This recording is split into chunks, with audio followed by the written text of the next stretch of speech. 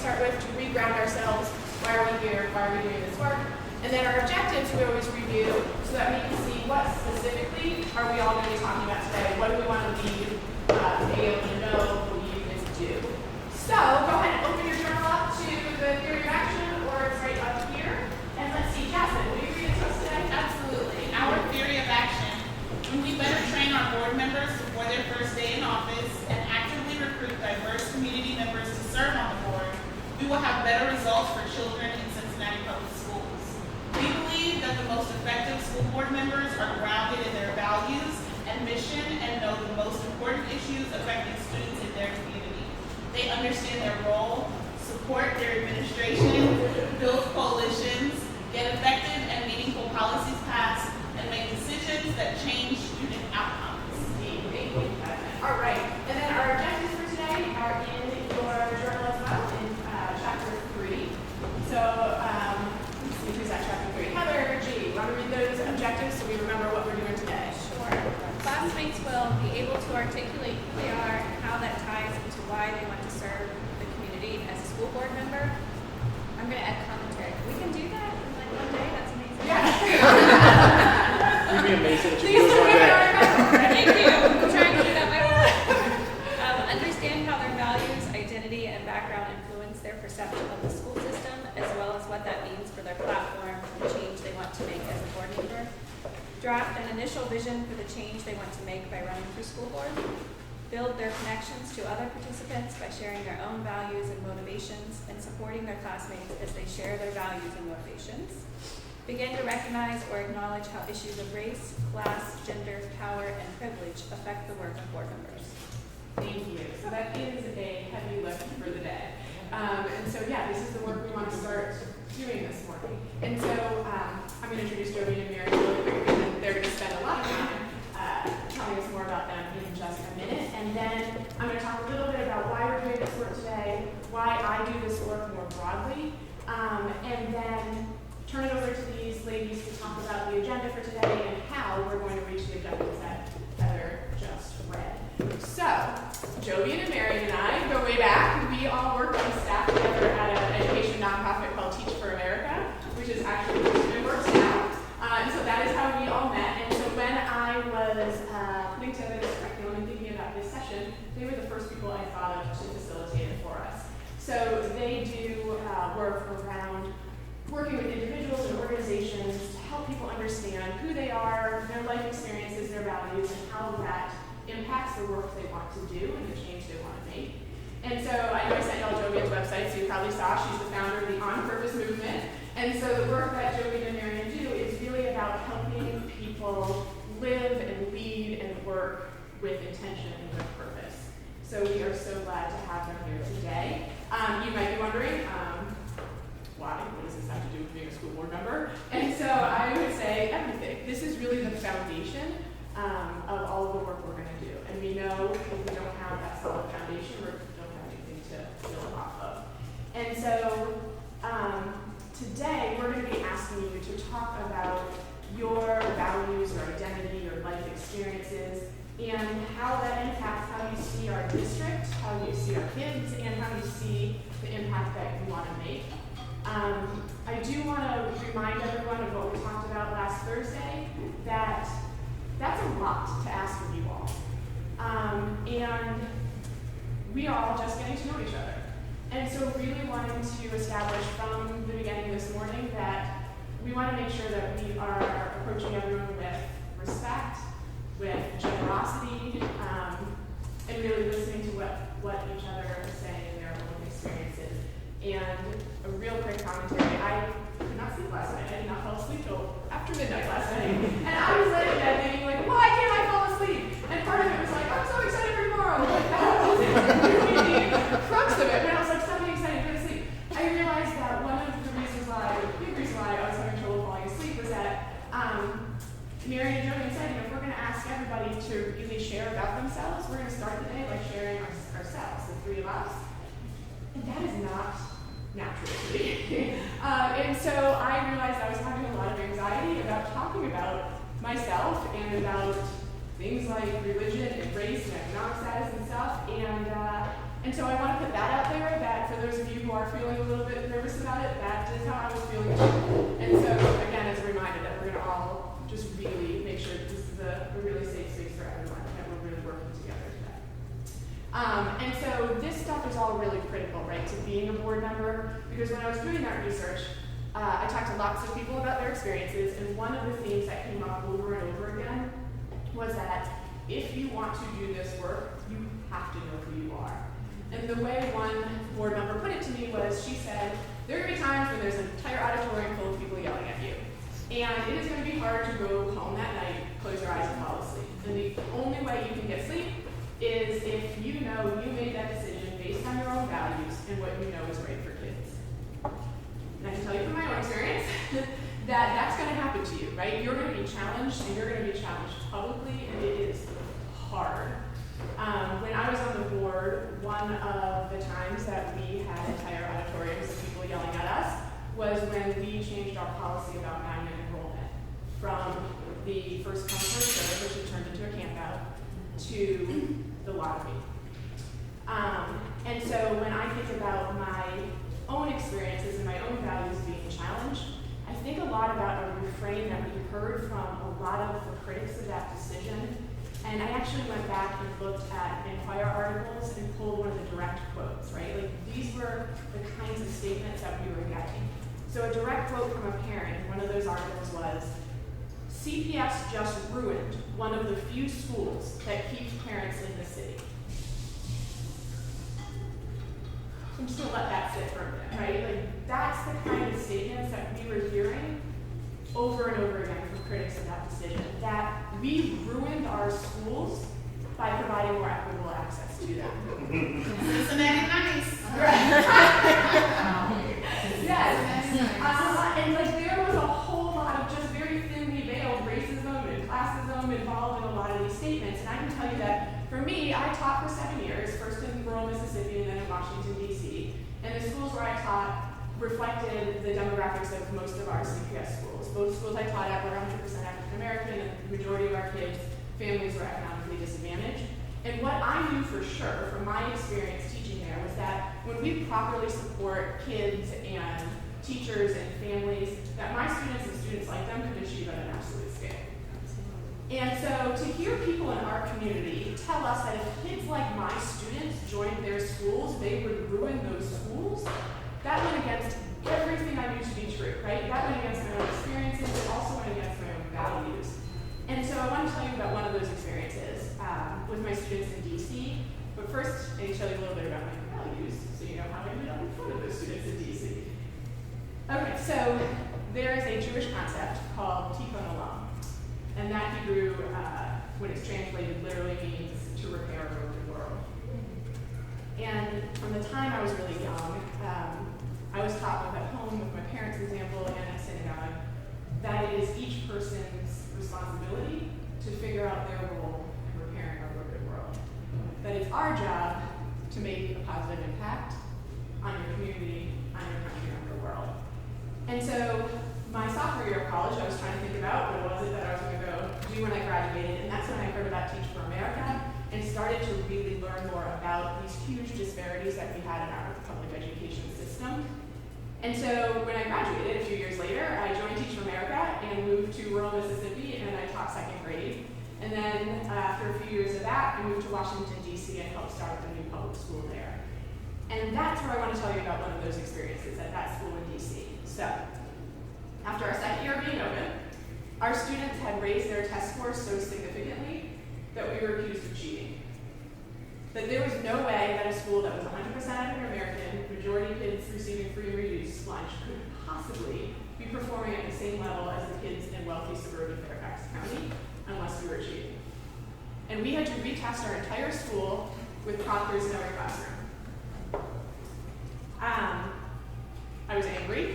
We had all worked so hard, our kids, their families, our staff had all worked so hard. And so I told my kids, I told them, there are people who don't think you're as smart as you are, and now we've had even more time to learn, so we're going to take this test again, and we're going to do even better, right? And so when that proctor left my classroom, he stopped me in my doorway, and he said to me, I don't know what you all are doing here, but you are doing something different, and I have no doubt that there's no cheating going on. And what happened? Our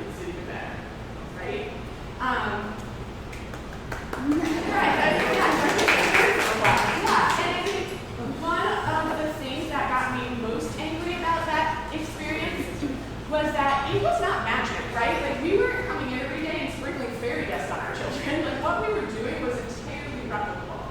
And so, why weren't we doing this at scale, right? Like, what was holding our country back from providing every kid that kind of education? And I'd say that the answer is that we are not providing that kind of education to all of our kids, because even though that experience was nearly 20 years ago, the prevailing ideology has not changed about what kids like my students can accomplish. And that's what I heard coming from people speaking at board meetings and letters to the editor and the emails to us every time someone said that providing more equitable access to our magnet schools was going to take the academic achievement. My students had proven that they could outperform anyone. That's what I knew to be true. That's the experience I brought with me to my role on the board. And yet, almost 20 years later, we're no closer to having school systems that serve all of our kids. And when we try, right, when we try to provide more equitable access, we, like doing the lottery instead of the campouts, we get such severe pushback. The blowback is harsh from people who have benefited for years from the status quo. And so it goes back to Tikkun Olam, right, in repairing a broken world. And if we're going to repair a broken world, we have to be brave about both naming and fixing what is actually broken. And so that aligns with my Jewish values, but it's not just those values that I brought into this work, or was shaped by, it's also part of my identity, right? So part of my identity is being part of a minority religion, and a religion that quite frankly has spent its entire eternity being persecuted, right? Since we were roaming in the desert, trying to find a home again. It really has spent pretty much our entire history. And so my dad exercises every night. I joke with him, he's the only 72-year-old I know with six-pack abs. Like, I need some of that. But anyway, I do have twins. I give myself that grace often. But anyway, so yeah, so there was one night when I was in high school, I was hanging out in the basement where he exercises, and we got to talking, and he asked if I knew why he exercises every night. And I said something about I assume to be healthy. And that's when he told me that actually a lot of Jewish men of his generation do this, and exercise that like, religiously, like every single night, because they want to be ready to defend their families maybe too. That he knew intellectually that if the Nazis or whatever new version of the Nazis were to come for him and our family, that being physically strong was not going to stop them, but that in his own words, we were not going to go down without a fight this time. And so that's also when we talked again that night about how we were in this lull, right? And it was a really great time for me to be growing up Jewish. That his parents' generation lost 6 million of their friends and family in the Holocaust. And in his generation, there were still lots of restrictions around everything from where to live to who you could marry. But my generation, I experienced none of that.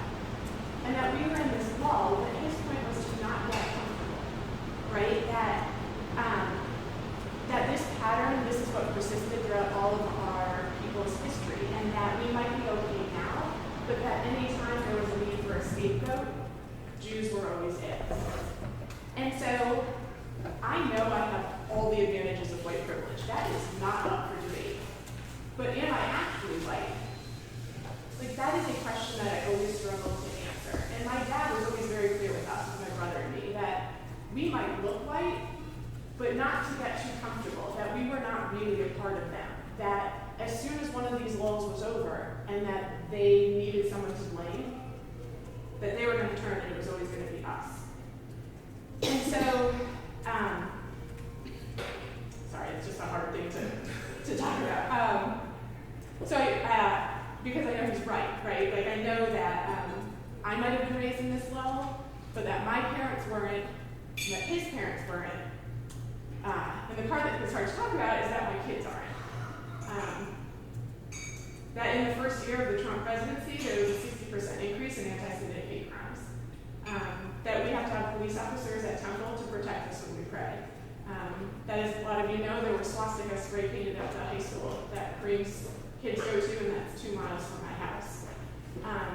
that exactly 1 year ago today, there were actual Nazis marching on the campus that my husband went to. That, when we met, he went there for undergrad, and we met, he was going there for law school. That's the second home to us. They're marching today. And they're marching today in DC. So there's this disconnect, right, between how I see myself and how others see me. And I've also brought that to the work that I do, right? So on the board, I had a lot of reminders that whether or not I consider myself white, that is actually how I'm perceived, and that with that comes a lot of advantages. And one night in particular that I was thinking about was, we were at a board meeting, and I honestly don't even remember what we were talking about, but I spoke out about it. And after the meeting, I was walking to my car with one of my fellow board members, Chris Nelms, and he said to me, thanks, Elisa, for saying that tonight, because if I said that, I would be the angry black man. But you can say it, and people will actually hear it because you're white. I'm like, we can all agree that that sucks, but that's also true. And that at the same time that I might have to explain to my kids why we have these police officers around Temple, when we pray to keep us safe, that when I'm sitting in that school board seat, I am perceived as white, and with that comes advantages that a lot of my peers on that board do not have. And so when I think about Tikkun Olam, which is my obligation to repair what's wrong in the world, that is what drives me to do this work, right? That to me, justice is a world where my kids can pray in safety, where Chris's voice is as loud and as heard as mine, where it's taken for granted that students like mine can reach the highest academic standards, and where every parent in the city would welcome any other child to sit next to their kids in school. So, today, without crying. So today, just when we're thinking about this work, right, when we're thinking about who we are and the life experiences we bring to this and our identities and our values, it's also really important to think about how we're also being perceived by others and how that impacts not just what we want to do, but the advantages we have or the disadvantages we might have in how we get that work done. So, Jovi and Marion are going to now share their lives, why they do this work around education and justice, and then we're going to spend the rest of our time digging into you all. Thank you all for listening. Thank you. That was beautiful, Lisa. Thank you. Thank you. Hi, everybody. Hello. So I'm Jovian, but meet young Jovi. There she is in all of her glory. Ooh, every time I look at that picture, there's so many things that come to mind.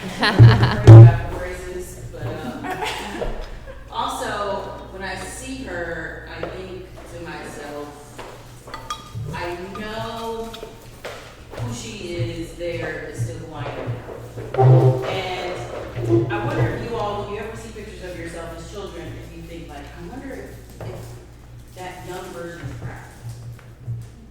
Like you ever stop to think like, or look back at myself at 8 years old, 5, 10, whatever, I'd be proud of me now. And I think she's proud. But the main reason why I think she's proud is because the essence of who she is still resides. Which, when I connect on that, it's really about purpose. Like the purpose that grounded young Jovi is the same purpose that grounds me today. It's the reason why I was surrounded by all those dolls and those which you can't even see.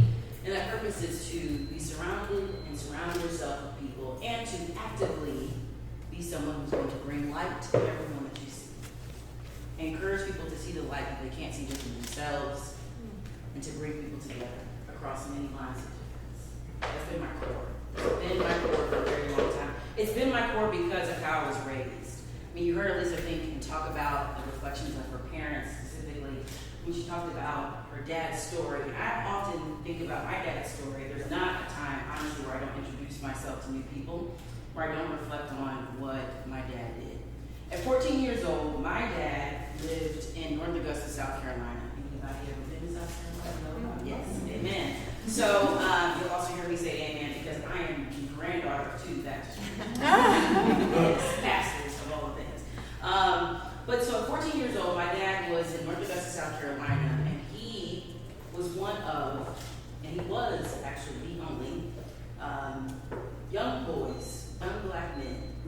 decided to integrate Paul Knox High School. That day that he went to school, he was supposed to be joined by 6 or so other black students, but the day came, he was the only one, Jasmine, that showed up. And so for an entire year, my dad went to school with all of the white kids, and he was not talked to once. Not talked to one time, did he? The entire time he was there, he had no peers that would actually engage with him. And it wasn't until the very last day of school that little Elizabeth came up to him and was like, "Hey, Daniel." And then she ran away because she didn't want to be seen talking to him then, and you were a boy. That's why he made that choice to still stay. He persisted. He opened a door that now I could stand very boldly in, to the point where I smash doors. I don't even see them. Because when I do have children, and I'm willing, I want them to be in a completely different scenario. So when I tell them about what their grandfather did, they can say with resounding pride in the way that I can. And also though, with the disbelief that I don't have to live in that way. I stand here also because of my mother. My mother with a cohort of other black women integrated Winthrop College, also in the South. They were called the Ebonites. They were their Afro, big, proud, absolutely. So every year we actually, my mother and her friends, they all come to ours, we're all around the same age, we get together and we celebrate, we have this mother-daughter weekend, and they tell us these stories. The stories of how they brought people to campus, they brought Stokely Carmichael, they talk about what they did to change the future, to repair a broken world. Those are my guys, my parents. Those are, and I'll posit this with you all, their stories have started what I now recognize to be breadcrumbs for me. Remember that story, Hansel and Gretel? Yeah, it's actually kind of scary. There's a lot that's wrong with it. There's a whole lot. This woman came and was like, "I don't like your kids, they gotta go to the forest." Like, what? Anyway, it's just all bad. But the one thing that I've always seen from Hansel and Gretel is this idea of breadcrumbs that lead you back to safety. Like, if you're smart enough, if you can pay attention enough, if you remember to put them down, or remember to pay attention to what's already been dropped just by your own personal residue of living, there are breadcrumbs that remind you of who you've always been. My cousin Cassandra reminded me recently of who I've always been, and that is who I hope that you see while I'm with you today. She reminded me as she called me, I was getting married last year, she called me and I was freaking out, I was so nervous. I was so excited, but also so nervous. So I was like, "Yo, this is like change everything," and it does, and like, you know, all that kind of stuff. And she called and she was like, "Joey, just calm down, everything's fine." And she was like, "Let me just remind you how brave and how yourself you've always been. This is not going to change you. This will only edify you." She reminded me of this story when I was literally this age, and our family is huge. We have these really fun talent shows, and so we had a talent show during the family reunion. My cousin Cassandra is one of those cousins that you have that's older than you, that like still plays with you as if y'all were the same age, and she always indulged me. Homegirl's like 15 years older than me, so when I was 8 and she was like literally in college, she was like, "Okay, girl, we'll do Barbies." But cousin Cass reminded me at this talent show how she was preparing to do poetry. It's one of her incredible gifts, and she was a little nervous, actually very nervous, as she says, and she was sitting in the corner kind of shaking. And I ran up to her as I do, and I was like, "Cass, you ready? It's gonna be great." And she literally just looked at me and she was like, "No, I'm not. I'm really nervous, Jody." And I looked at her dead in her eyes, like I'm looking at you, David, and I was like, "You can do this. You're gonna be great. Don't worry. We love you. It's awesome." And I turned around and like skipped off into the sunset. She was like, "You literally just turned on your heel and walked away as if you did nothing." But you gave me all the confidence in the world that I could show up and share what I wanted to share. That is who I've always been. That story, in that moment when she told it back to me, even though it didn't directly connect to what I needed to do to be married, it did remind me of, wait a minute, Jovian. Be you. Be confident in your gifts. Be confident in this moment. That was a breadcrumb. That story, when I feel down, a little unsure about how I'm going to show up in any space, I'm reminded of young Jovi fearlessly going up and encouraging someone, her seeing, someone who was different. A breadcrumb. Today we're going to talk about what are your breadcrumbs, what are your whys. Perhaps it is your family experiences, perhaps it's work experiences, it could be other moments that have challenged you, that have made you think differently about who you are in the world, or they've reaffirmed the way that you know you need to show up to do what only you can do? But we're going to dig into that why. And it's critical that you practice and that you know your why, because in order to communicate it to other people, to compel them into action, as we mentioned earlier, you got to know who you are. So that was Young Jovi. Young Jovi now has grown up. That same spirit of encouraging people to do their best and to understand them, what motivates them, and drives them, has led me through my career. I worked in USC, I worked in education, helping students think about civic education, leadership around the world. Moved on, I worked at Teach for America for a number of years. Prior to that, I actually worked in marketing at Black & Decker, which was very different from what I do now. Though at the core, and then when I think about how I still show up as the same encouraging light, I was the one who took what my parents taught me and changed the game. I was the only Black woman at Black & Decker ever had my job, one of 7 women on a team of 300. And the reason why I knew I was able to do that and to be a light in those spaces and to change the demographics is because of what my dad did. It's because of what my mom did. Right? Those choices led me to Teach for America, where we all met, and I did development work and then also worked on our talent acquisition team, thinking about how to get the right people in the right roles at the right time. So helping people, frankly, understand themselves. So whether it was going to be a TFA or not, let's get connected to what is your why, what's your point of impact, and how can you be in the right environment that helps you to flourish. I now run the On Purpose movement, as you mentioned, and we work with Fortune 100 and 500 companies and mission-driven organizations, small and big, helping people to think more with intention and purpose in all things. So we do a lot of management work, diversity, equity, and inclusion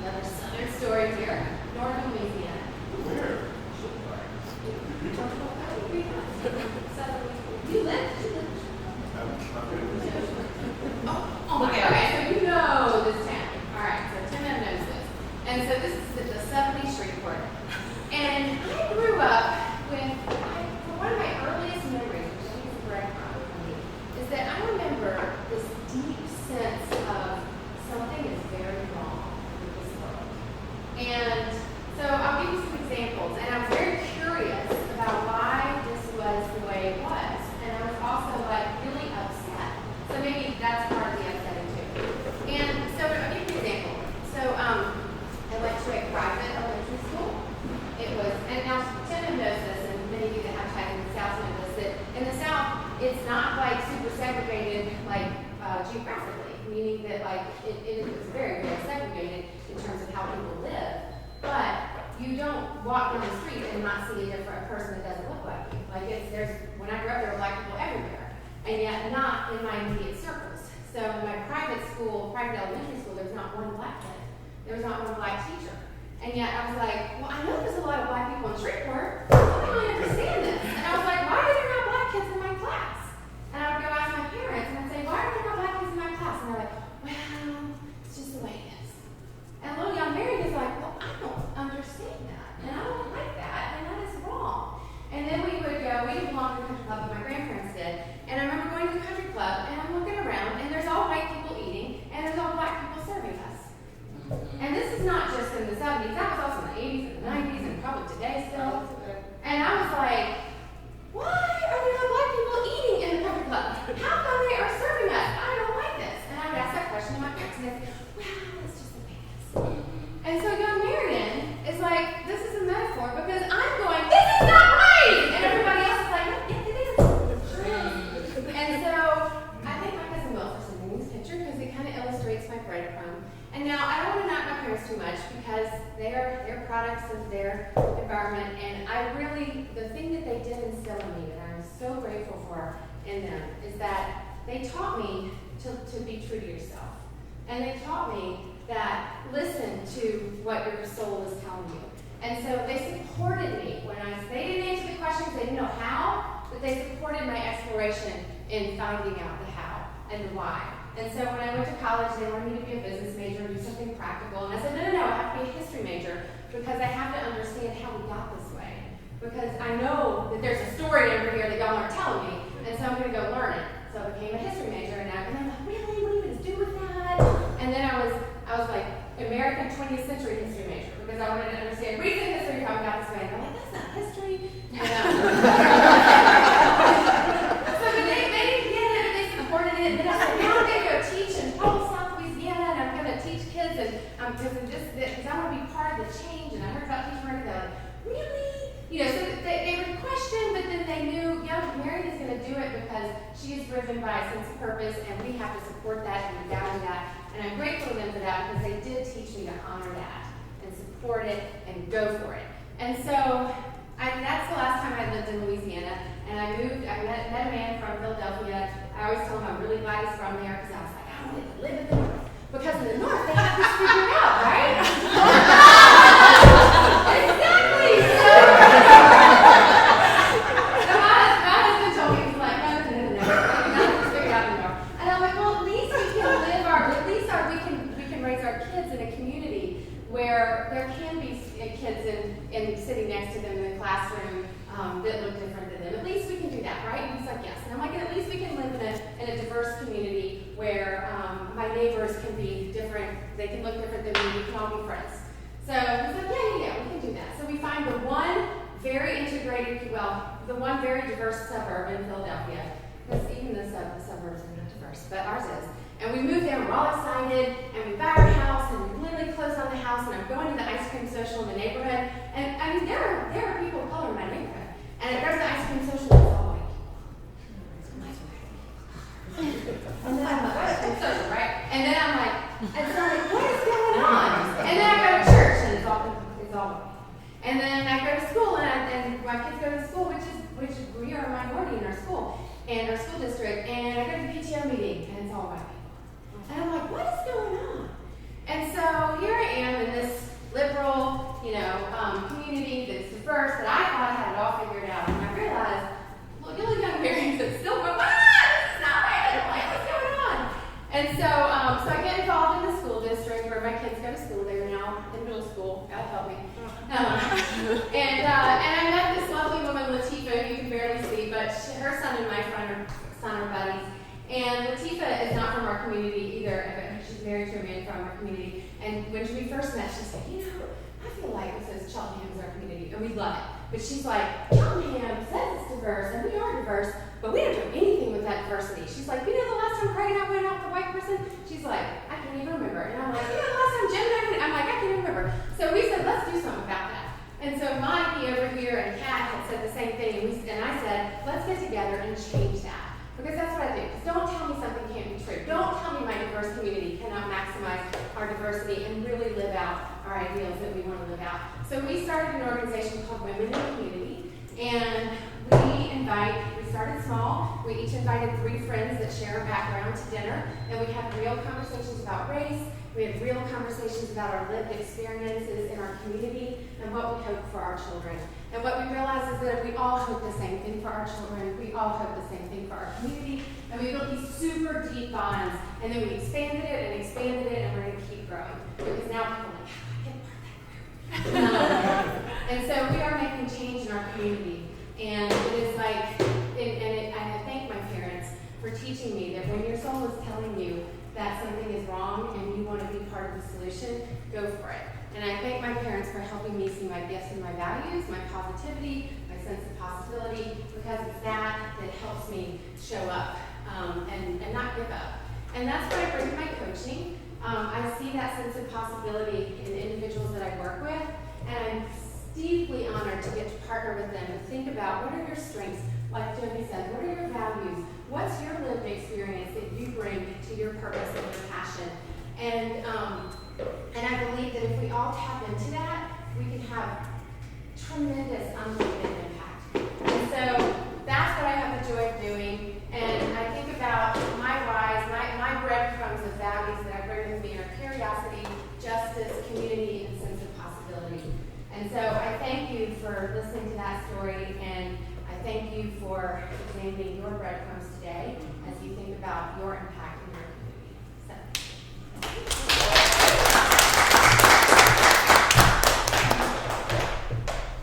So, today, let's do some deep breaths real quick. Ready? Let's breathe in. Exhale. So, we're going to set some group agreements for today for how we engage with one another. I ask you to just breathe these things in as you are starting to tap into some new, probably some new ideas, or uncovering some things that perhaps are hidden. Or maybe these are things you think about all the time. But either way, you likely haven't shared all of this with each other. Am I right? Mm-hmm. Yeah, so we're going to breathe in some ways that we want to operate today. So we are breathing in the present. Forget what's happening an hour from now. We are only granted right now. Stay right here. Okay, let's be present. Ask you to choose gratitude. What a gift it is to be able to spend time thinking about yourself and the impact you want to have in the world. That is incredible. No one else's fire drill is turning into your emergency at this moment. Hey, blessing. Let's choose gratitude. Let's reach for understanding. So something you may not even forget. First, reaching for understanding in someone else. Start here. There may be some things that you're like, I don't really get that. Push yourself to try to make some connections. Write more questions, what you're not receiving, what you're not getting. But reach for understanding within self. That way you're able to do that with one another. Okay? Instead of passing judgment so quickly, I don't think this, I think this. What? Reach to see where your empathy takes you in making that connection. Okay? Give yourself permission to invest in you. You fly. You're showing up. Be fully present in this. You have all the permission in the world to take what you're learning today and to apply it. This is an incredible gift. Incredible gift. Just breathe this in. You breathe in these things. Blow out what doesn't serve you. Whatever would stop you from being present. Choosing. All right, let's keep going. Engage. All right. So connect with someone new. Perhaps in other sessions you've connected with the same people, what have you. You know what it looks like for you today. Try it on. Whether it's a new you, a new mindset, a new idea, or a new physical person in the space, but connect with someone new. Oh, this section is my favorite. I try to think about this every day, and the more and more I'm living, I'm realizing just how much I've got to give it and receive it for myself. Give and receive grace. There's no perfection. Perfection isn't even the goal. Authenticity and grace, that's the goal. That's all we have. Give and receive grace. Okay? Hold space for bravery and vulnerability. These two are inextricably intertwined anyway. But push yourself, okay? Hold space for someone else to show up, perhaps in the way that bravery looks for them. It may not be the same for you, and that's okay. But hold space for people to show up in ways that allow them to be full, seen, heard, and valued. Let's breathe that in. Are you breathing in engagement? Blowing out whatever necessary. Okay? Have fun. That's it. You be you. In whatever way, shape, or form. That's all that's required. That's what people want to see when you're going to run. They will see if you're showing up fake, I'll tell you that much. Can't fake the phone. Approach conversations with curiosity, support, and ideas. Okay? Push yourself. Even things that you are learning about yourself. I want to stress that a lot. So often we think about these things in relation to other people, and we forget to think about them in relationship with self. But we have a relationship with ourselves, right? So let's think about how do we apply all these things. Let's breathe this last one in. Blowing out whatever doesn't serve us. As another client always says, she's like, oh well, peace to anything that serves her. Oh well, peace. Try it. How do you do that, Jackie? Oh well, peace. Learn how. Anyway, any other agreements? And let me just ask, if you're doing plain in the exit row, can we all agree to these? Do you need a new seat? Are we good? Do you feel comfortable in this? Yes. I just want to add, because this is very difficult for me. When I was doing this last night, I was anxious, like, I'm just not going to go, because I just don't want to do this. Right. Because you have to kind of look at yourself, and I just really was not in the mindset to do that. To go different. So I just kind of want to ask, like, no judgment, no condemnation, you know, like if we do share something that's very uncomfortable, or we receive something that's very uncomfortable, that we just, once we leave here, that's done, that's it. Or even after, once we talk about it, that's done, that's it. I just, sometimes you get that side eye from people like, you said this. It's like, it's forever. Yeah, it's like, okay, can we move on from that conversation? Or can we just, talk that out? If you have an issue with something that someone said, just be in that moment, deal with it that moment, and then let come to a place of confidence and comfortability in that conversation, and then just let that go. But I don't know how you're going to facilitate us letting that go, but I think that is so important. That we are vulnerable, we are brave, and then we release that to the ground or wherever you need to get it, because you really can't hold on to that and then be productive and communal. You have to do that. So for me, it's just the confidentiality and then just the grace to move on from that. Yes. Like grace and then something else, like movement. Got it. Okay. So I'm, can you tell me your name? Kareem. Kareem. Yes. Kareem, wonderful. Because beautifully stated, Kareem, and I appreciate you even demonstrating that bravery and vulnerability and stating right now that you need to be true in order to show it fully.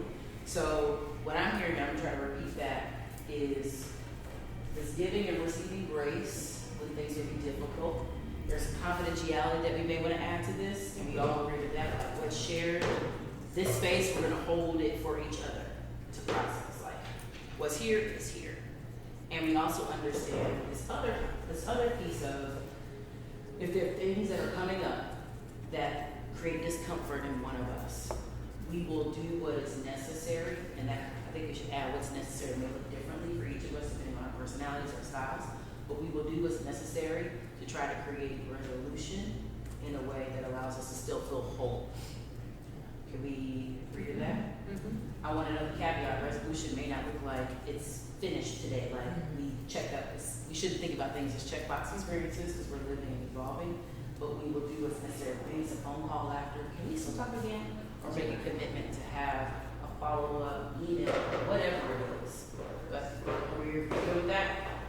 Or you just related to the confidentiality piece, something that I value is the idea that, like, while what we say here stays here, like what we learn here leaves here. Because, like, it may not be the same Kareem said this, but I may learn something deeply powerful through your sharing that does need to be shared as a principle, not you said. Yeah. Wow, This idea pushed me.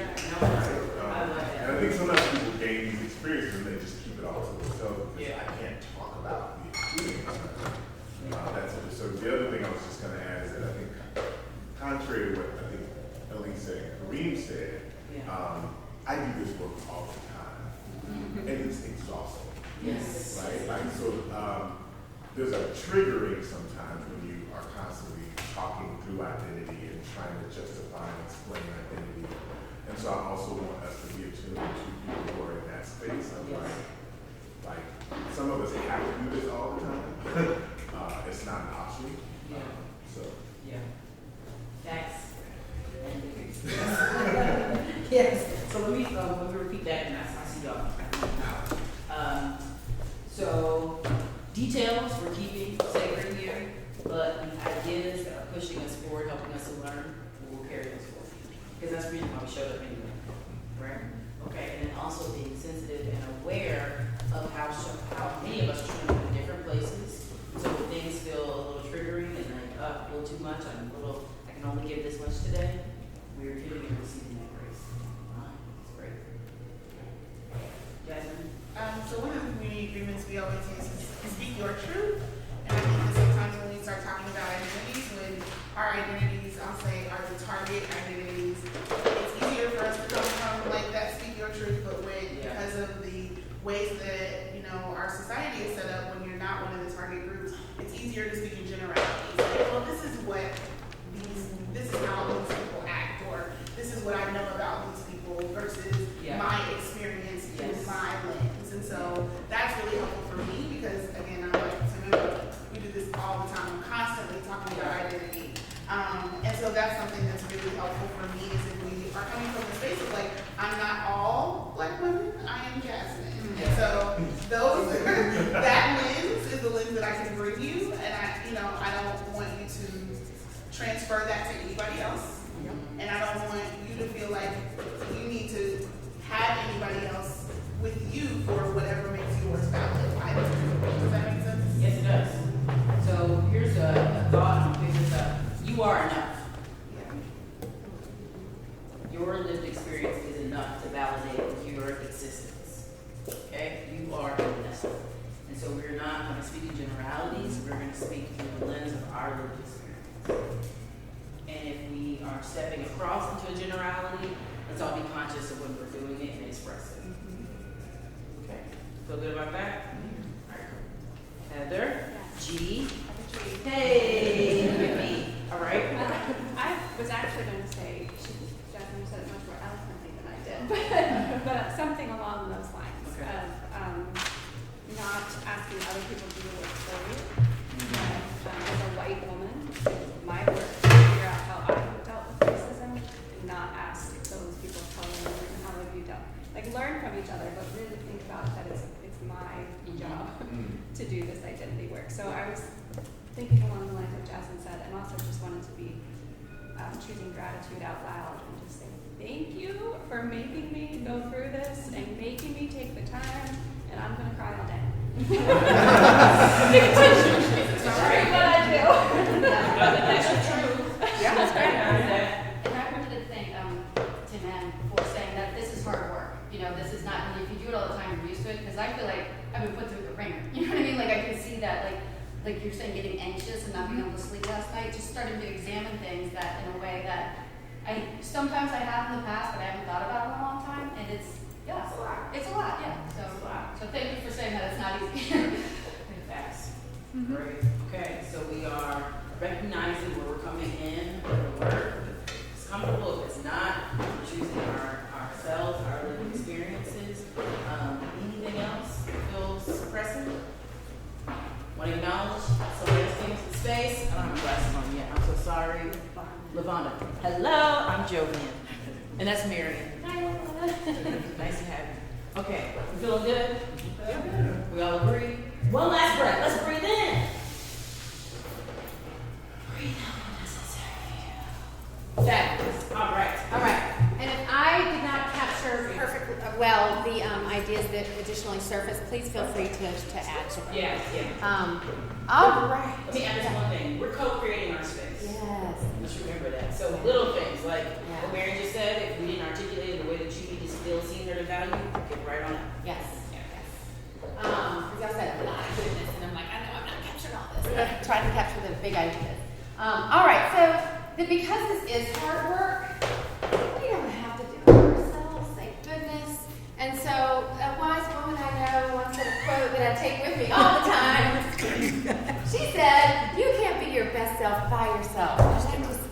quote. And so we're going to get up for a minute.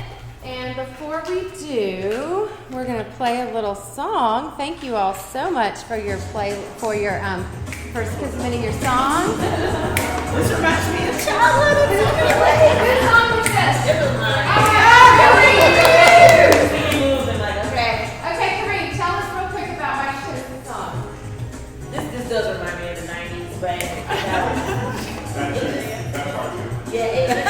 that was a happier time for me, but this song, you cannot sit still and not have energies. And what they're saying is, when it's hard and when you're going through something, just keep your face forward. Look towards the world. Keep your face to the sky. You can do it. You can do it. So, This song is called Optimistic, and tell me what this back Sounds of Black. Awesome. So we are going to thank you. Hello, welcome.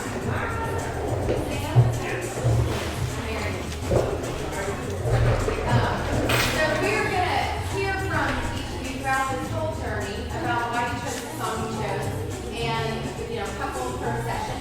And Alicia's going to send out the link to this, so you have this to keep you motivated and keep your classmates moving with your mouth.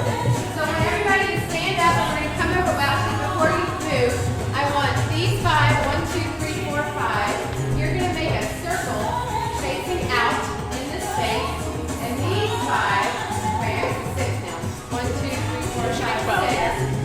So Marlena, Kareem, and Heather. So Marlena and Kareem, you're going to make a circle and face out, and everybody else is going to go around and face in. Does that make sense?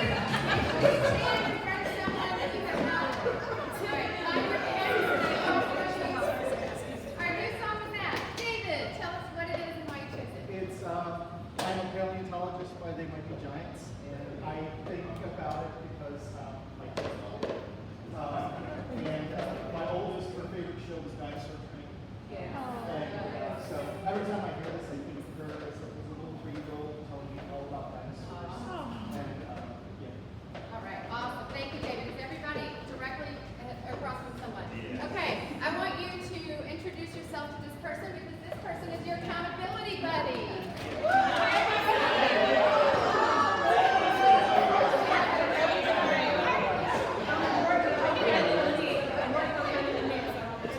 right.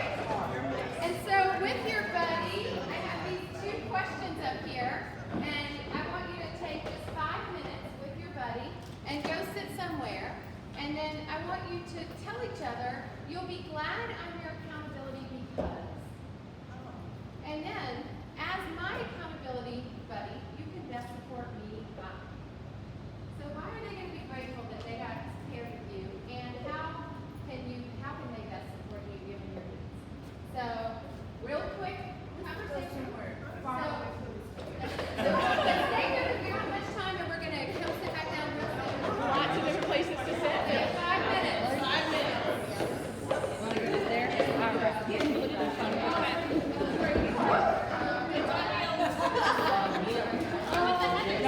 I'm just going to be awkward all day, so. Oh. It may be with you now, it'll be with someone else later, so just pretend it's not here. Heather, you'll be glad I'm your accountability buddy because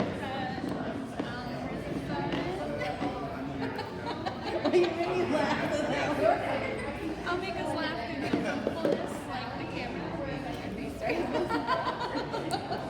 Like really? Well, I think because I didn't work. Yeah, work is a lot.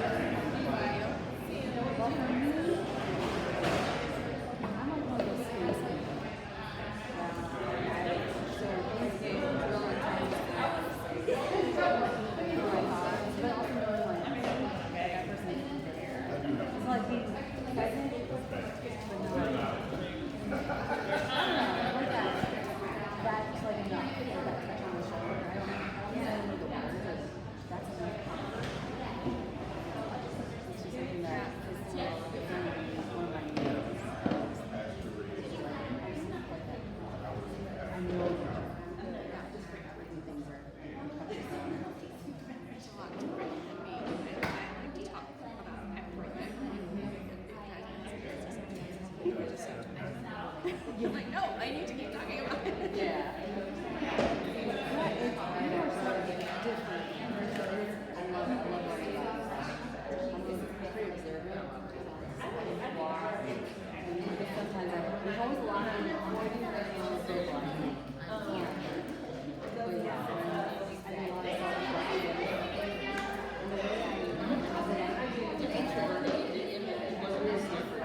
Because I'm very extroverted on the outside, but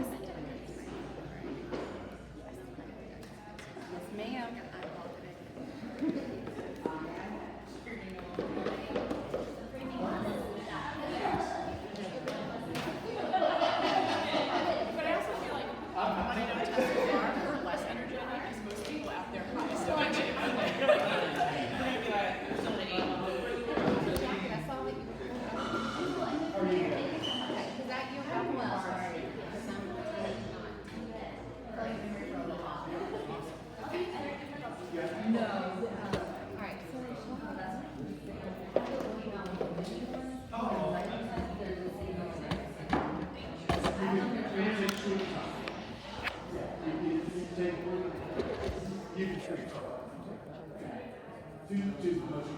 did you get it to flip up? Oh, yeah, I can handle that part. Is it still recording? Yes. A minute.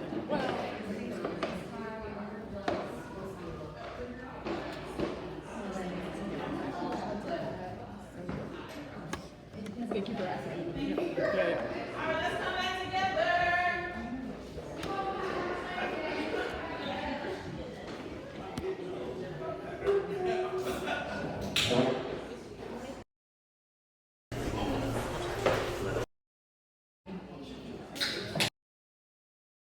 Same lighting.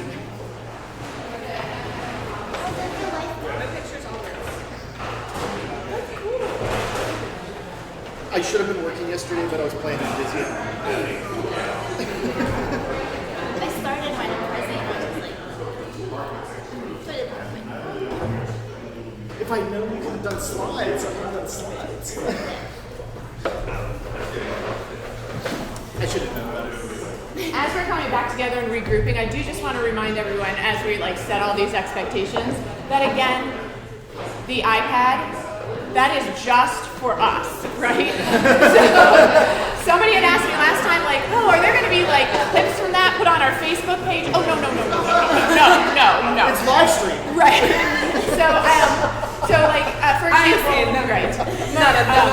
Like Melise had a prior commitment with her family, and so she can't be here, so I'm going to make sure she gets this.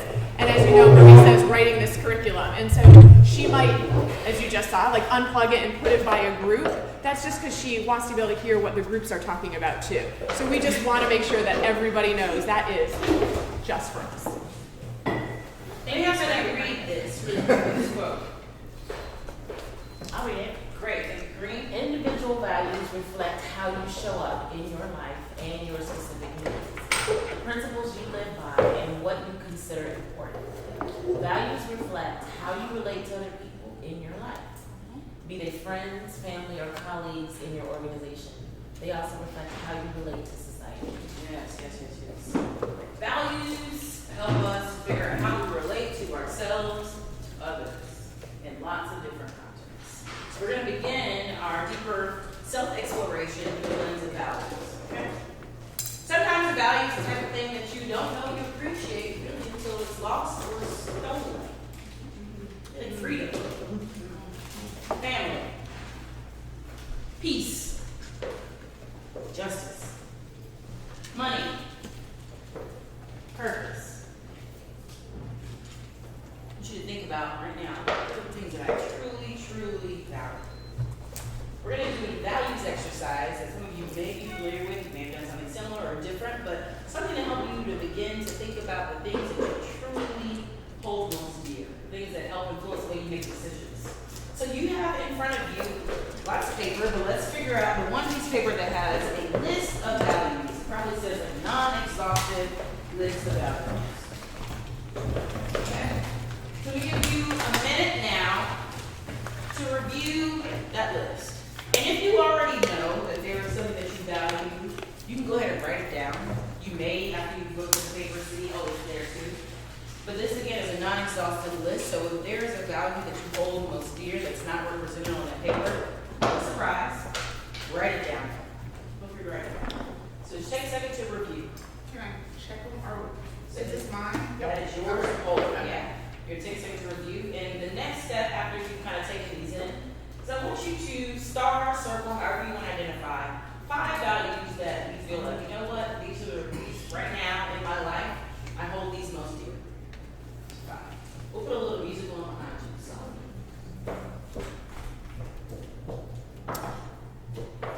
The values, are they near and dear to me? To you. Or for, okay. To you.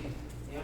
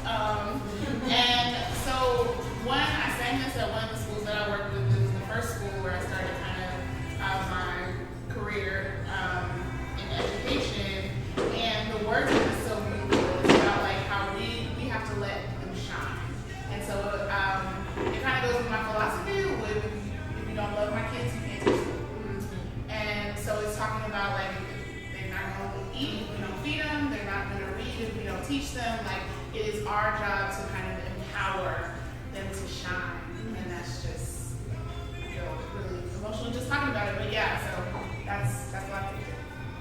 Love it. Thank you. So everyone got their values? Yeah. Okay, we got some work to do. That's all right. I should have given you this to help you, and I was remiss in not flipping forward. So I'll give you a minute right now. Kind of think about the values that you highlighted as you consider these questions. Just in case you feel like you need to swap anything out.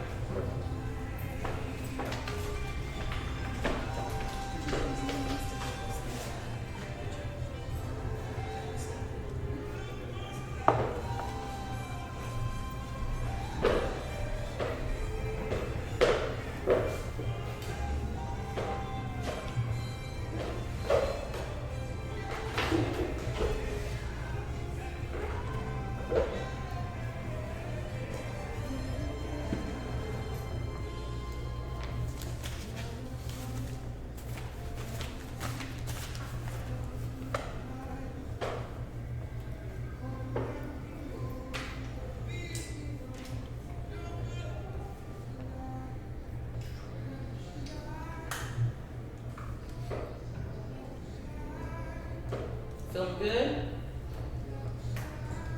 Do I need any more time? Remember, get what you need in the space. If you need it, let's just acknowledge it. Okay, good. And don't forget, you can add something if it's not represented on the paper.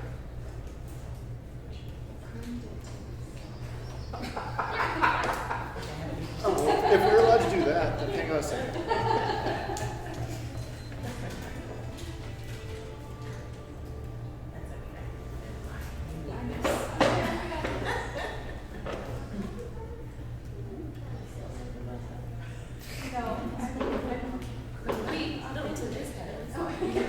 Another 30 seconds. Steph made a pot of coffee if anybody wants some, so just feel free also to get that. Same with on the back or anything that you need. All right, we're going to keep moving. Now, out of those 5, I want you to identify 3. Oh, come on. I know you're nervous, you're sweating right now, you're like, what is happening? It is all good. At 5, let's get to 3. You don't necessarily have to rank them in order, I just want you to select 3 out of that 5. Can you put those questions back up too? Those are Yes, really I sure can. Thank you. Mm-hmm. Oh,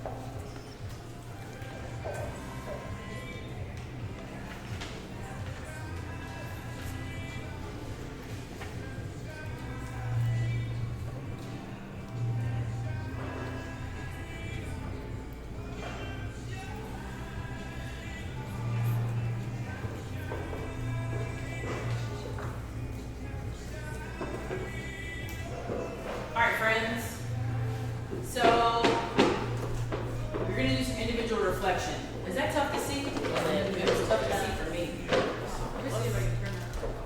Okay, fine. We're here to like, what, you're now gonna do some reflecting, individually, right? So in your journals, I want you to start capturing some notes here.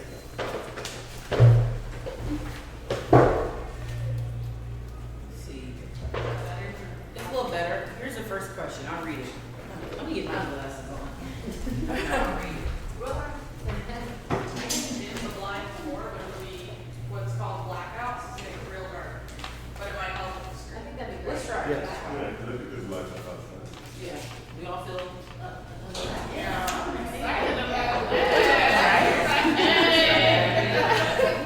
Still wanted to get to it.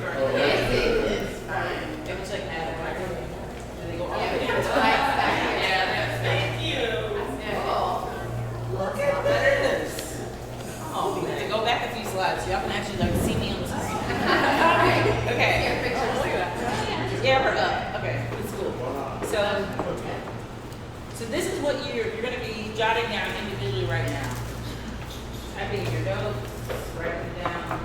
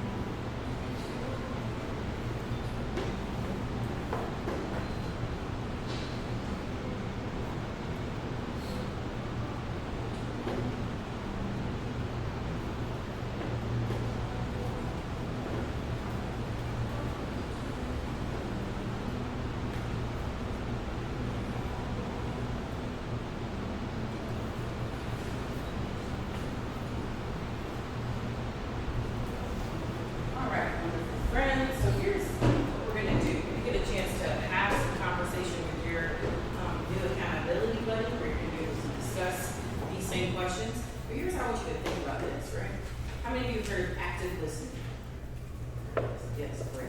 Okay, so that means we are approaching these conversations without judgment, without an idea in mind. We're not willing to interject, which sometimes we want to just add something to the conversation because we're looking honestly to make a point of connection, which is great. But in these moments, let's let one of us walk through our complete values and start to answer some questions, and then switch. So maybe 5 minutes per person, okay?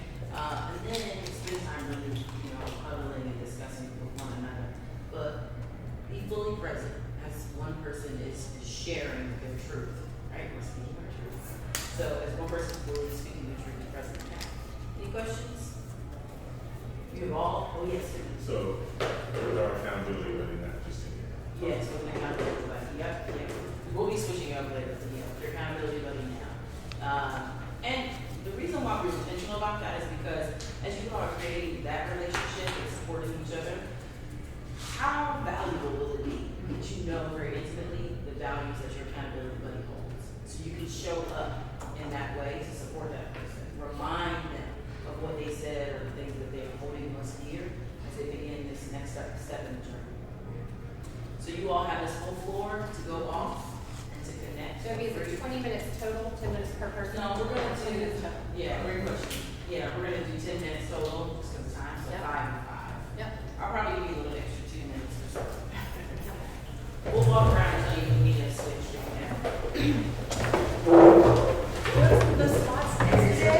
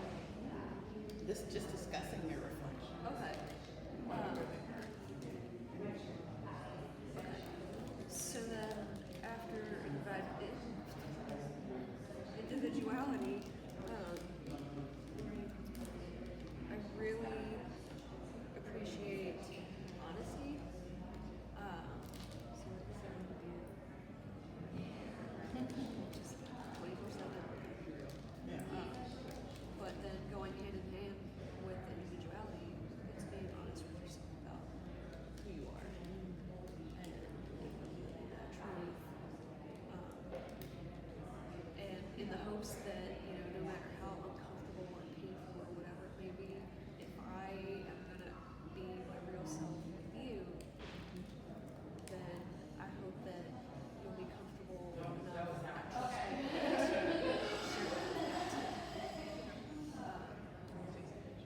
And the last thing I added for mine was audacity.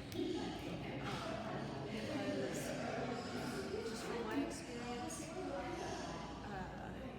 I often find I'm the one to kind of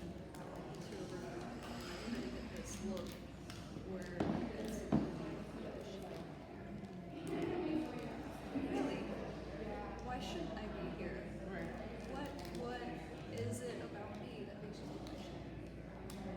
And it touches on my shoulder, and I'm always trying to work through that. You know, it's like a little bit of consistency.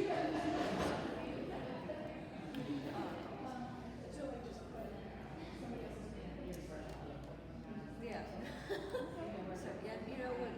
Because I work with the kids a lot. You know, you can be who you want. You can do what you want. You have to have that will, but you have to have that courage and audacity. Like, this is what I want. I'm gonna go for it, and it doesn't matter if you tell me I can't, or I shouldn't, or you know, like pragmatism aside, it's kind of, you know, maybe this is, you know, a lofty goal, but who says I can't? That's how all our kids say. They're my babies. I call them my babies. That's cool. Yes.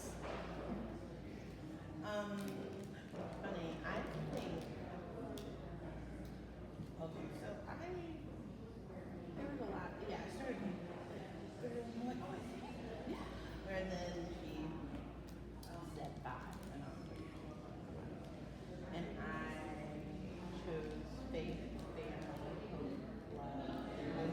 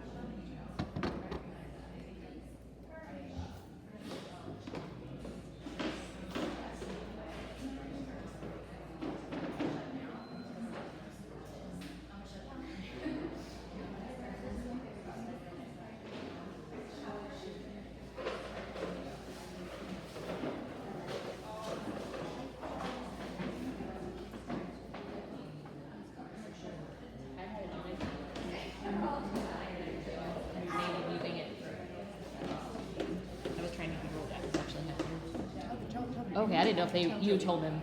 Okay.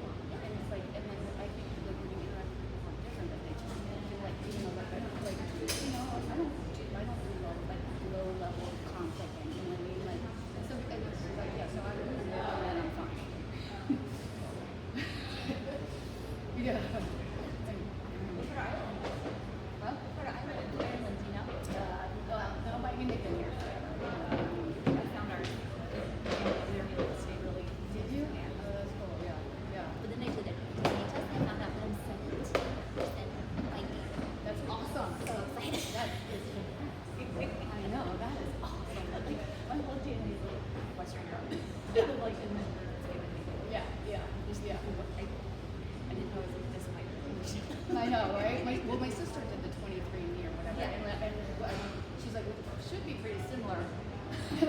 like we're the same parent, but we're mostly like Irish and like that. The British, yeah, exactly. I think we're like cousins or something. So,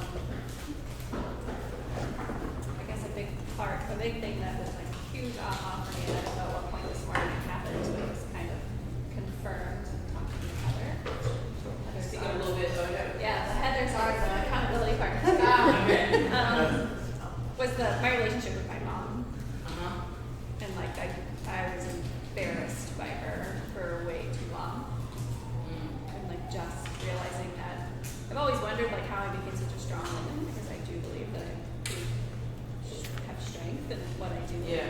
my values and knowing what they are. Because I never thought she was strong. And now I'm realizing that, hell yeah, she was. It just looked a lot different than mine. Wow. Yes.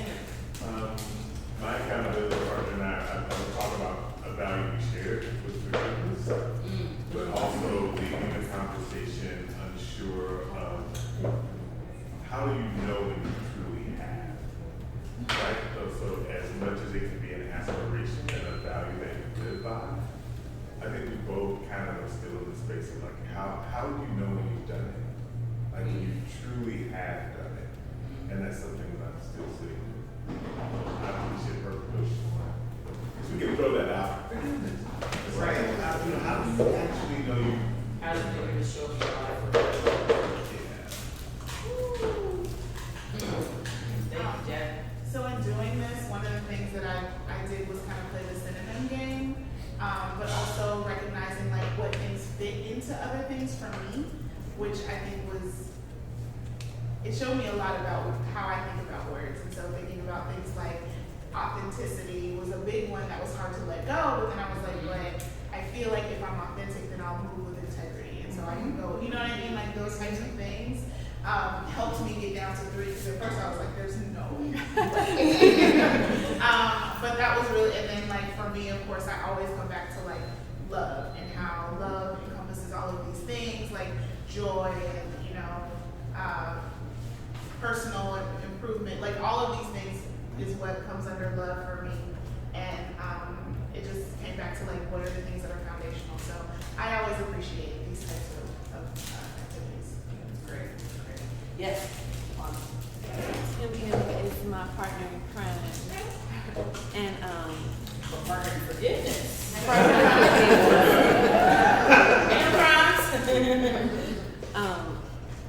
I think he was a little surprised that my 5 and my 3 were not the same.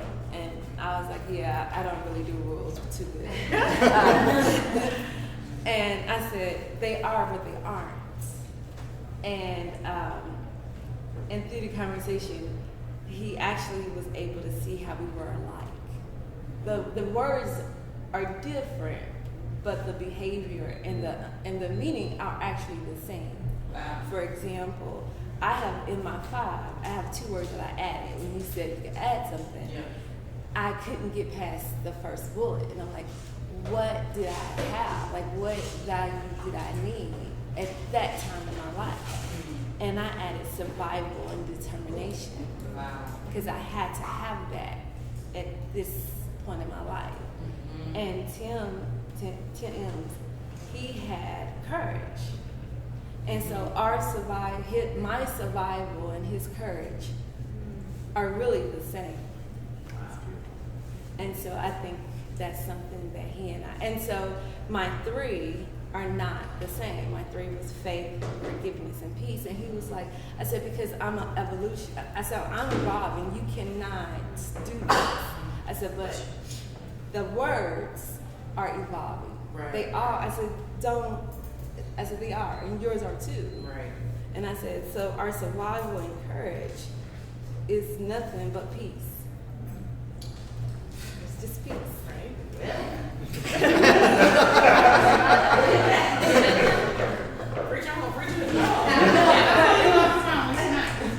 There's something really powerful about what all of y'all are sharing, and I'm sure even if you haven't vocally shared what you shared with your partners and what you're thinking right now, what I would just throw out, and I hope you pick up, is the way that this exercise has primed you to consider your values.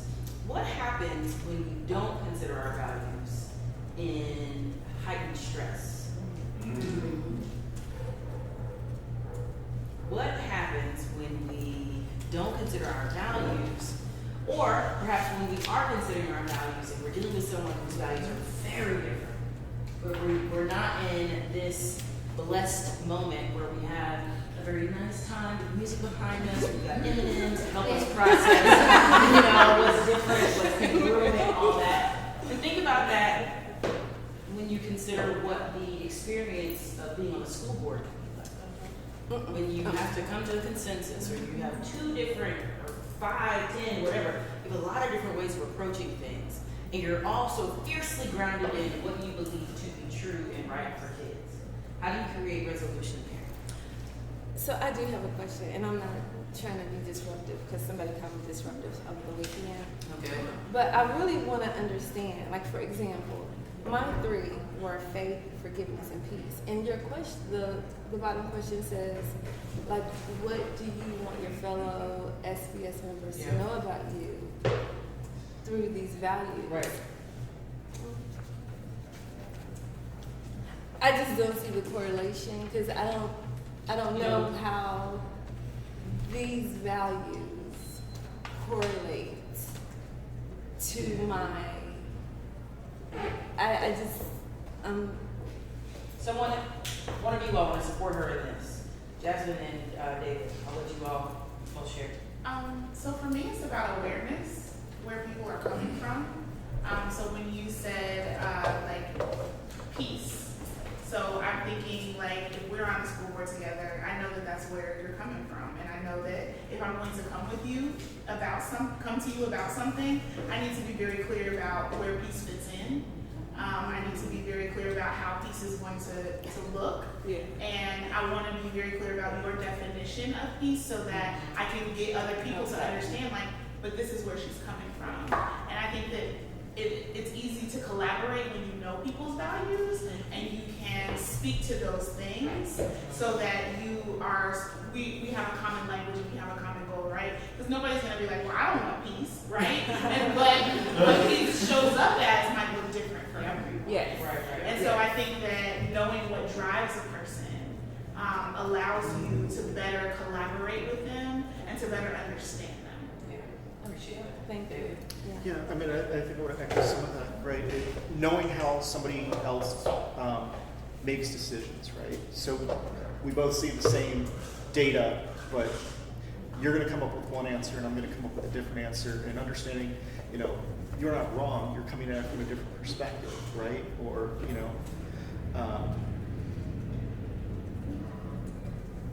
if we understand each other's values, we can sometimes change our language to get understanding from somebody else. Ding, ding, ding, ding. Not to interrupt you, but that was exactly my issue.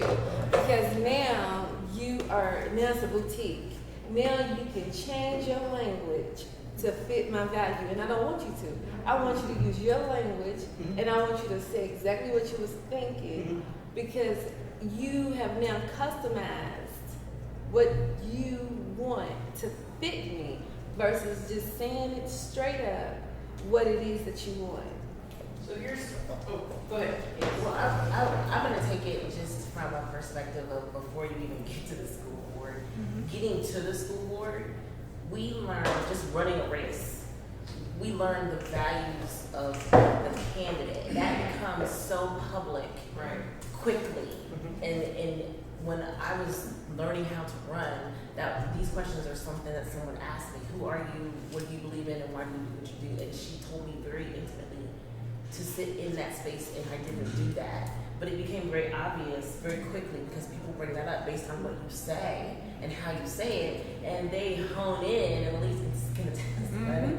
Elisa can say, they hone in on, well, you said that you didn't believe that we should pray in school, and they will troll your Facebook pages to bring up a post from 10 years ago about what you said, and then they make a value judgment of you based on that. And if you're not grounded in that space, then it becomes very easy to get off topic, and it becomes very easy to get provoked first. And then the other piece is having spent a significant amount of time with David and some of the other 12 people that ran for school board, we became very knowledgeable very quickly of what each other stood for. And it becomes a situation where, for instance, we often ran with the city council people in forums. We would always speak together. And it became really, really evident after like the first two. Greg Landsman needed to go first because he wanted to put his kids in the bed by 8 o'clock. And he would say that, like, he's like, guys, do you care if I go first? And we're all like, no, your kid's gotta go to bed at 7:30. And so that's a value system that he valued family, and we all understood that, and we made those concessions in a non-competitive environment to be able to support that value system. But personally speaking, if you don't know yourself and what you stand for, you will be persuaded, because there are, and I just can't, there's no way that anyone can prepare you for the tenacity of mean-spirited people that want what they want. And it's not even necessarily a mean-spirited person. It could be a property tax owner, or it could be a parent that is just telling you, I'm not gonna pass your levy. What do you feel about this? What do you feel about charter schools? Because they don't want that, and that's their whole entire energy based on their value system, and they're attacking you, and you can say, you know what, I don't believe in this. That's it. We are going to agree to disagree, and you stop it versus the provocation of, well, you said this 5 years ago, or I went to the Inquirer and this is what you said. And they, I just never had any understanding that that type of attack happens on your values and your morals and your family piece. That I don't want to say, but I'm just saying that was so. I had to say what I believed publicly, and I tried not to do that. And it came out, and it just became like David can attest, like, no, this is what I value. If I don't support charter schools, this is why I don't support them, and the other 10 people do, but I'm standing in the fact that I don't. And there are going to be people that resonate with you, and there are going to be people that don't, and that is okay. Because I'm not going to compromise what my value system is, whatever it is. I'm not speaking specifically on charters, but for us to know what your values are can help support you in just just getting to the next level. Just if someone comes out here and they're attacking the school board, school members in the newspaper, it's kind of like, well, no, you know what? This is what she believes in, and I can advocate for you in the community, even on that simplistic level. Yeah. So, we will wrap up. I'm sorry, I didn't know. So here's the question. Why apologize? I feel like everybody else knew but me, so. Is that a problem? Right. Yeah. Or are you at school board school?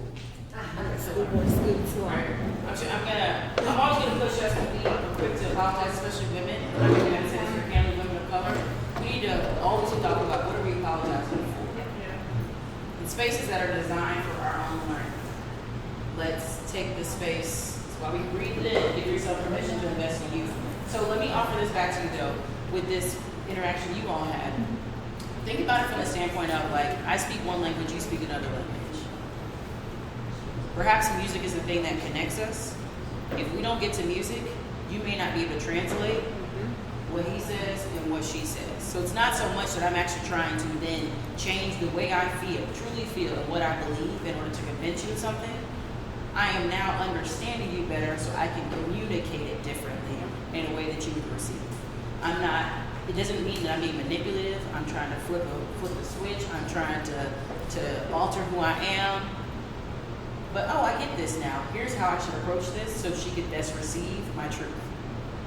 Language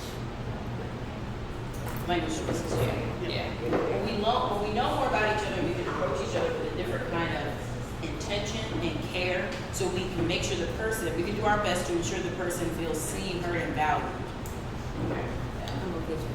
So we're gonna get into like the why you do what you do piece, and I'm just gonna realign. Everyone have their social identity exercises that you did, right? We talked about social identity in that. The definition that was on the paper is here. Did anyone have any questions? For sake of time, I don't want to dig too deeply if it's not necessary. But we're talking about identities that are contextual, that truly sometimes are given to you at birth, or you choose them. Differences, I want to make sure we understand social versus personal. Where you use these social identities are used to confer privileges, benefits, rights, power in situations. That's why when we think about social identity, we're not talking about whether you're a marathon runner or whether you go to the theater or whether you dress this way. That does not matter in real life. We're talking about how did you even get afforded perhaps those opportunities, maybe because of where you grew up, your citizenship. We're talking about ability, right? We're talking about religion. talking about race, class, gender. Right? Those are the identities that are used in our American context, and honestly, lots of places around the world. But that describe again privileges, benefits, rights, and those are the things that influence the way you show up, the way you think about yourself as a leader, the way you are perceived, the way you think about your ability to be able to even run for the position that you want to run for. Right? That's what we're getting into. Any questions about that? Yes. Something that's always talked about to me is that in the context of school board school and running for office, there are privileged identities in that space. Absolutely. I can't hear. Will you repeat it to him? I can't hear this. Is Yeah. right over my head. Even in the context of running for office, that there are certain identities that are privileged in that context, Yeah. and that make it easier for people to actually succeed in that automatically. Yes. I also just wanted to say, and maybe this is digging a little too deep, but in reading the thing that we read before we did this activity, I was just a little taken aback by the way that it was like, these things happen as though like something happened and a fairy just made these things, you know? And building off of what Elisa said about naming and the things that need to be broken, or, you know, the things, like, this is a system of white supremacy.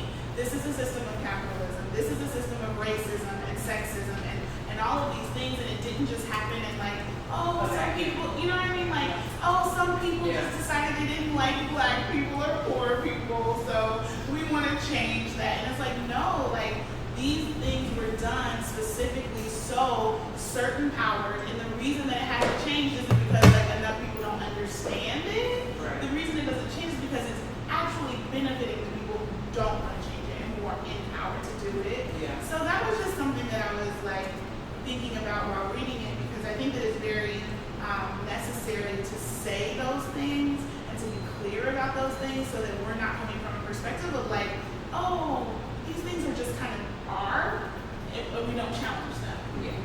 Yes. Yeah, again, I keep echoing you. I want to echo what she has said because I read it, and I've done a lot of work specifically over the past couple of months in recognizing my own white privilege. So it was a little bit easier for me to read it, but at the same time, I felt a little bit like it seemed like it was making it too like a textbook, like it was like a history lesson instead of like real deep work. So I'll offer this to both of you all. That's exactly where it was coming from. And the next chapter in there is called Cycle of Liberation. Yeah, I saw that. Yeah. So given the space and time, we didn't give you all what we're about to do. We didn't give you all history of racism in America, but recognizing that some of the stuff that you will be getting, I think will take you there, and you should go there. That's absolutely the context you need, for sure. Let me just be extra clear. And I'm really grateful that both of you all brought that up. This isn't, for some people, you're going to come at this in different places, and it may be helpful for you to think about this from the academic lens. Sometimes I find, as someone who does this work all the time, like I appreciate going there because I'm not there. I feel like I live it so differently. Sometimes it's nice to be in a different space with it, but you know, vice versa, whatever. But I would posit to the group the part that you recognize that didn't feel that came out when you're reading. I would encourage us both of you all in the spaces you have between, I think it's 3 weeks between now and the next one. Let's get some other readings together. Like, what do you want to share with the group that helps to build upon, now that I've done my individual reflection of the way my identities show up, what would I offer to this group that will push us further, and how we, when we want to show up and run, how we tell the story of what our identity means in the context of running for school board here in Cincinnati, knowing that we are serving kids that are coming from a black background, that are coming from places of low income status like me. You all know what you need. And if you feel like there are gaps, that's why you have each other. All right? And we have a resource share Google Doc. That is a perfect place to put all this stuff. I also think I have upstairs, the next chapter, the cycle of liberation. So as you guys are breaking up, I'm gonna go make photocopies if I actually have that, in case anyone wants to pick that up on your way out today. Yeah, and there'll be more. Go ahead. I couldn't figure out how to get there because I was gonna post something. How did Oh, we the get to research chair, I will send it back to you. It was in like the first email, so I'll send it back out. The Can link you to make it. it possible for us to share, to save it to our Google Drives? Like, I think it's just You view. can. I think that one is set up. Save it to Alright, wherever. somebody show me that. Yeah. I appreciate it. Yeah. Look at everything we need. Yep. I will reshare that. Let me make a note of it. Great. All right, cool.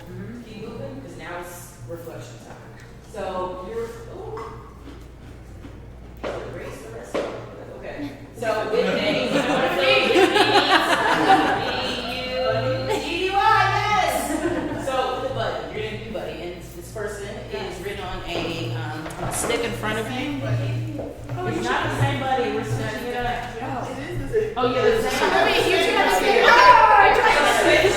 If they were the same, just switch it up. Well, you have to switch to the right person though. So I just took the top, like each two sticks and handed them out. So Wait, that's me. Okay. Right, Jasmine's are right. Oh, you can. yeah. So you, there you go.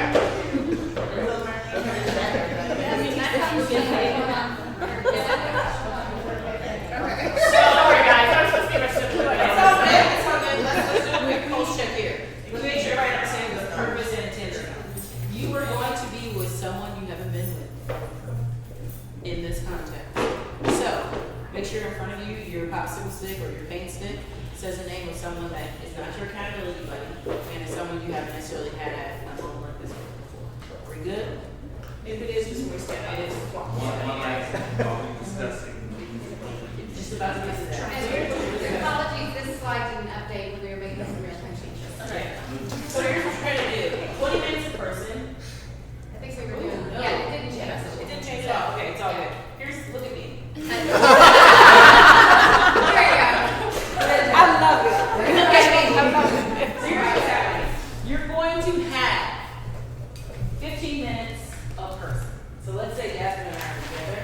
I have 15 minutes. I'm going to take approximately 8 minutes to walk through my identity, my social identity. Okay? Talk about the way that I want to, the way I described it, all that kind of stuff. And then we're going to spend about 7 minutes discussing some questions. Some of those questions were already on the social identity instructions that you received. So you'll be able to look at them. They're on the last page. You don't have to answer all of those questions, but we wanted to give you some potentially powerful questions to help inspire some thinking and reflection. And so you're talking about the lifeline. Yeah. Social identity, life, and that what you do. Okay. Everybody understand what they're going to do? So 15 minutes a person, and then you will switch, and then go to the next person. Make sense? So we're gonna come back, it is 11:15 right now, and so we will take, 30 minutes total. So if you need to, all right, we'll take 35 minutes total for you to transition, so that you have that 15 minutes. But grab, coffee or go to the bathroom if you need to during that 5 minutes, so we can have time. So we're coming back at, it'll be 11:50. Yep. Yep, 11:50. All right, see y'all soon. Yeah.